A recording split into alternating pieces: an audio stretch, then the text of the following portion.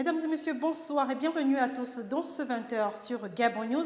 Un seul titre ce soir, ce constat d'insalubrité sur certaines routes du quartier Cocotier dans le 2e arrondissement de Libreville entre ordures ménagères industrielles et mauvais état de la route. Les taximens et les riverains de ce quartier sont confrontés au rétrécissement des voies, ce qui les expose quotidiennement à plusieurs dangers.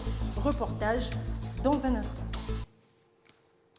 On le disait tantôt, certains quartiers de la capitale gabonaise souffrent de plusieurs manquements. L'insalubrité et les dégradations des voies font parfois bon ménage. Nos reporters Martial Tsonga, Refuit Tsoga et Justin Bitegué se sont rendus donc dans le 2e arrondissement de Libreville, précisément au quartier Cocotier. Reportage. Nous sommes au quartier Cocotier, c'est dans le 2e arrondissement de Libreville. Ici, l'insalubrité et la dégradation de la route font bon ménage. Une situation qui désole les riverains du quartier. Les faits sont têtus. La preuve est qu'on a lancé un projet. On va réhabiliter la route qui part de je ne sais où à un autre endroit. Vous-même, vous le constatez, je me vois mal. Il faut être aveugle pour ne pas voir. Les faits sont têtus et pourtant c'est la réalité. On a lancé les projets, ils ont débuté, mais ça ne va jamais à terme. C'est la raison pour laquelle vous voyez cette poubelle de Yardou. La route est retraite d'ici. N'en parlons plus des maladies vulnérables. Qu'est-ce que vous voulez qu'on fasse? C'est ça. Nous sommes habitués à vivre ainsi. Tout simplement, vous voyez, dans un pays, vous voyez de vous en moi. Vous voyez la poubelle à côté, il y a des gens qui sont là, mais on vit avec. Après, c'est le leitmotiv des Gabonais. On va encore faire comment? Tas d'ordures inondées dans une mare d'eau sale, des errants qui se régalent, c'est le spectacle qu'on observe, mais qui ne plaît pas. Je trouve que ce n'est pas bien car c'est sale. Et il y a souvent des voitures qui passent et les voitures se bloquent souvent avec la saleté, tout ça, les asticots, ça monte et souvent ça rend les gens malades qui ont la toux, parfois les tuberculoses. Les habitants de ce quartier ne demandent que les travaux engagés aillent à leur fin. Ils permettront d'éviter d'attraper certaines maladies.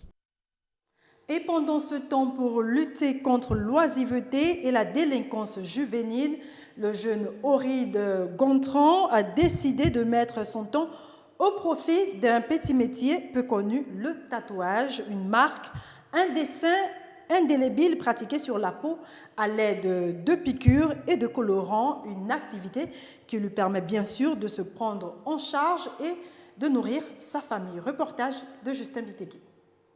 C'est ici, dans le plus grand marché de la capitale gabonaise, que le jeune Horide Gontran exerce son activité de tatoueur. Une activité à base de piqûres et de colorants, et pour être à l'abri des coupures régulières de Dame SG, il utilise des piles pour travailler 24 heures sur 24. Cette activité au niveau du Gabon, ça me fait pratiquement 1 mois et demi que j'ai commencé.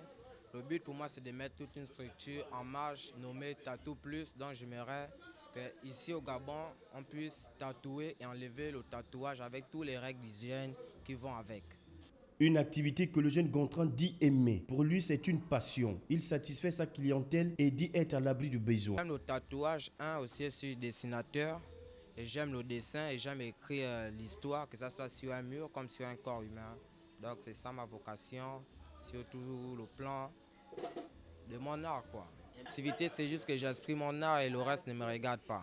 Grâce à cette activité, tu vois, j'arrive à me tenir moi-même en charge, vu que je suis gabonais, je ne mens pas, je suis économiquement faible, mais avec ça, j'arrive à m'en sortir et d'employer d'autres jeunes aussi qui, à travers moi, arrivent à payer leur loyer à travers cette table que vous voyez là. Dans ces cas, si on a tous les moyens adéquats, c'est que ça va aller plus vite que ça. Et tout le monde va gagner son compte. L'objectif de Gontran, c'est de mettre en place une structure dénommée Tattoo Plus pour une meilleure visibilité de cette activité qui lui permet de gagner dignement sa vie. Les handicapés qui occupent le site des affaires sociales du point kilométrique 12 connaissent des conflits internes. Récemment, des affrontements à armes blanches ont été enregistrés sur ce site. Heureusement que la ministre déléguée en charge de la prévoyance sociale est intervenue pour amener la sérénité. Plus d'explications dans ce reportage de Patrick Charfery et Justin Bitegué. Des affaires propulsées hors du portail, des femmes et des enfants à la recherche d'un nouveau toit. C'est le résultat de la colère des sourds-muets de l'ENEDA qui ne comprennent pas ce qui emmène les handicapés et leurs familles dans les locaux de leur école. Un malentendu qu'il fallait dissiper. Le dimanche, M. Ombinda, M. Makita s'arrange lorsque nous revenons de l'hôpital pour nous agresser. La présence de ces personnes invalides à l'ENEDA était une solution transitoire de Madame la ministre déléguée aux Affaires sociales pour parer au plus urgent au regard des agressions dont ils disent être l'objet de la part des autres handicapés qui partagent le même espace vital au centre du PK12. Aussitôt saisie du problème, Françoise Dikumba s'est empressée de se rendre sur les lieux. Avec son cabinet et les responsables de la police judiciaire, elle s'est rendue au PK12 pour ramener la sérénité. Les échanges étaient francs, chaque partie s'est exprimée. Nous-mêmes, les personnes handicapées, je pense que nous avons eu l'habitude d'avoir ces problèmes-là dans les sites. Mais c'est des choses qui n'ont jamais existé.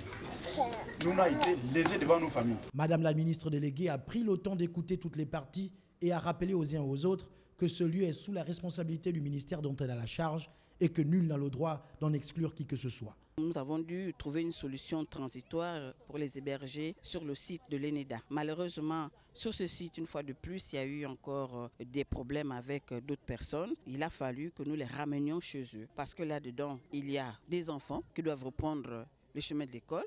Il y a des familles qui se retrouvent en errance et ce n'est pas juste. Il fallait que ces familles regagnent leur domicile parce que nous ne pouvons pas laisser s'établir sur ce site une zone de non-droit.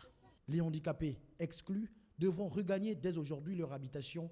Le membre du gouvernement a promis revenir pour une rencontre plus large. La méthode d'Ikumba est simple. Face au problème, il faut agir immédiatement, comme le recommande le chef de l'État. Après la rencontre entre les partenaires sociaux et le chef de l'État, Ali Bongo Ondimba, les responsables du syndicat dit FUSI se sont réunis ce jeudi pour une communication importante à leur siège de Saint-Michel. Ils ont entre autres fustigé l'attitude de certains leaders syndicaux. Compte rendu de Patrick Charfery. Depuis le 21 octobre 2014, deux syndicats, à savoir le CAP et le FUSIL, avaient lancé un mouvement de grève générale dans le secteur public en vue de réclamer la reprise des négociations. Après la rencontre entre le chef de l'État et les partenaires sociaux, le président Vemba s'est dit satisfait. Nous marquons la satisfaction de constater que nous avons été entendus par le chef de l'État qui a bien... Le CAP et le FUSIL, qui observent encore leur mouvement de grève, dénoncent les agissements de certains syndicats qui font preuve d'arrogance et aussi l'immixtion de la politique dans les affaires syndicales. Nous constatons, pour le déplorer et le contester, que certaines organisations syndicales à ce jour excellent dans l'arrogance, dans l'indiscipline notoire, dans l'irrespect. Cependant, le peuple gabonais attend à pied ferme l'issue de ces négociations. Nous ne pouvons pas comprendre qu'au moment où le peuple gabonais attend véritablement les résultats issus des négociations projetées par le chef de l'État, certains responsables syndicaux glissent dans la politique.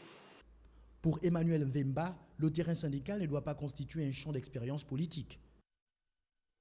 Voilà, c'était le journal de la rédaction. Merci pour votre fidélité. L'information se poursuit sur notre site. Bon week-end à tous et à très bientôt sur Gabon News.